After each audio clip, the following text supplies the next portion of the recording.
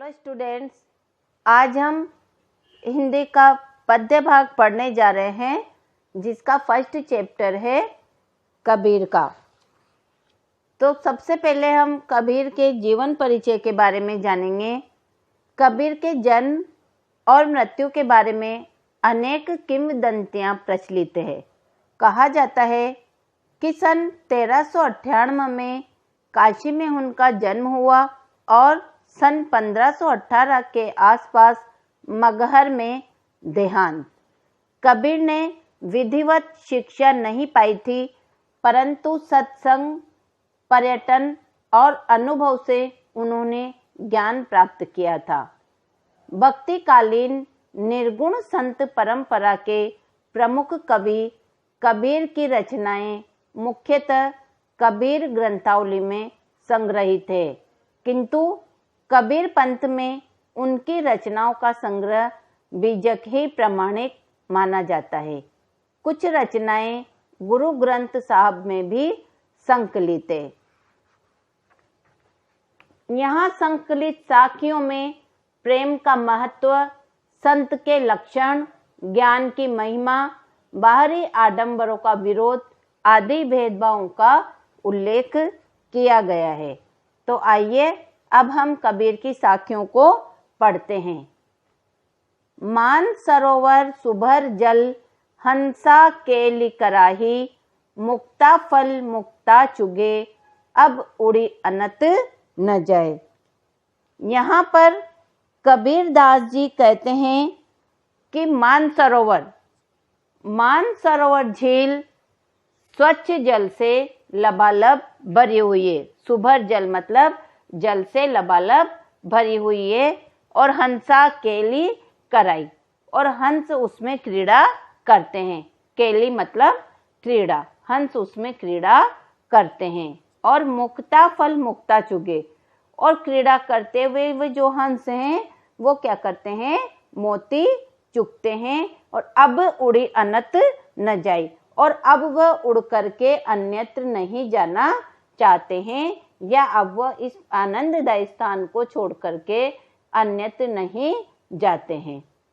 इसमें कहने का तात्पर्य यह है कि जो हमारा मन रूपी सरोवर है उसमें जीवात्मा रूपी हंस विहार करता है, क्रीड़ा करता है, और वहाँ पर आनंद रूपी मोतियों को चुगता है, और वहीं पर मुक्ति पा लेने से अब अन्यत्र कहीं भी नहीं जाना चाहता है। यहाँ पर जो हमारा मन है उसमें परमात्मा का, ईश्वर का निवास बताया गया है। और ये जो हमारा मन है ये एक पवित्र झील के समान है, और जो ये जीवात्मा है वो एक हंस के समान बताया गया है। प्रेमी ढूंढत में फिरो, प्रेमी मिले न कोई, प्रेमी को प्रेमी मिले, सब विष अमृत होए। यहाँ पर कबीरदास जी कहते हैं कि प्रेमी ढूंढत में फिरो, मैं सच्चे ईश्वर प्रेमी को ढूंढता फिर रहा हूँ, पर प्रेमी मिले न कोई, परंतु मुझे कोई भी ऐसा प्रेमी नहीं मिला है। मैं सच्चे ईश्वर प्रेमी को ढूंढता फिर रहा हूँ, पर मुझे कोई भी ऐसा प्रेमी नहीं मिला है। प्रेमी को प्रेमी मिले, सब विष अमृत होए।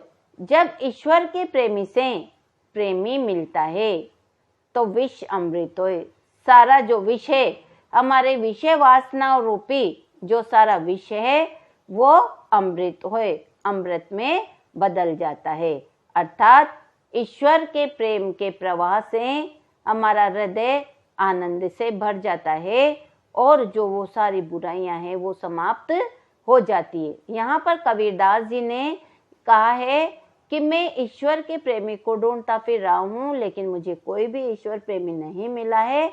और जब एक ईश्वर प्रेमी से प्रेमी मिलता है तो मन की सारी विषय वासनाएं समाप्त हो जाती है, और वो जो विषय है, विषय वासना रूपी विषय है, वो किस में बदल जाता है, अमृत में बदल जाता है। अर्थात हमारे मन की जो सारी बुराइयां होती है वो समाप्त हो जाती है।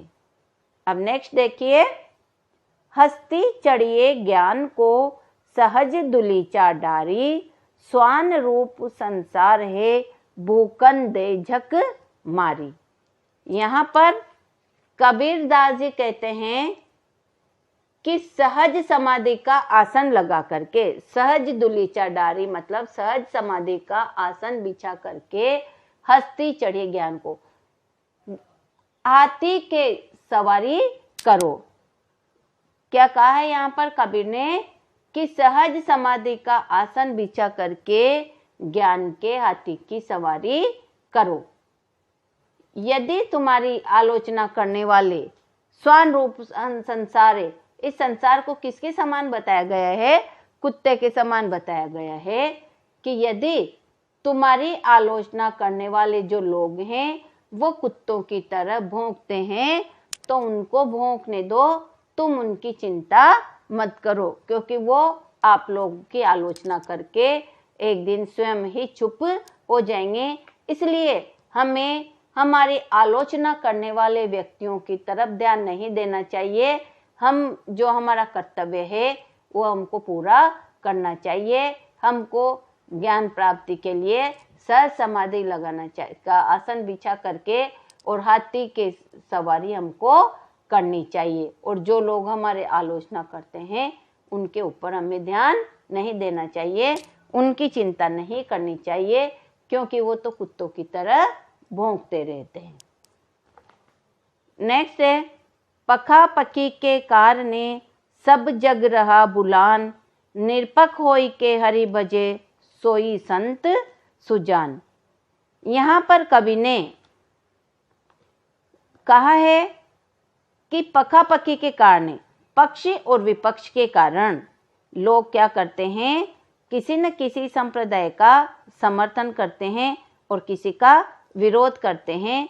तो ये जो पक्ष विपक्ष के कारण लोग बहुत बड़ी भूल करे, सब जग रहा भूलान, सारा संसार सब लोग बहुत बड़ी भूल कर रहे हैं। निरपक होय के हरि भजे, यदि निष्पक्ष होकर के ईश्वर का भजन करता है कोई, सोई संत सुजान, वही वास्तविक सज्जन है, वही वास्तविक ज्ञानी है। यहाँ पर कबीर ने कहा है कि हमें किसी पक्ष विपक्ष के चक्कर में नहीं पड़ना चाहिए। जो व्यक्ति ऐसा कर रहा है वो बहुत बड़ी भूल कर रहा है।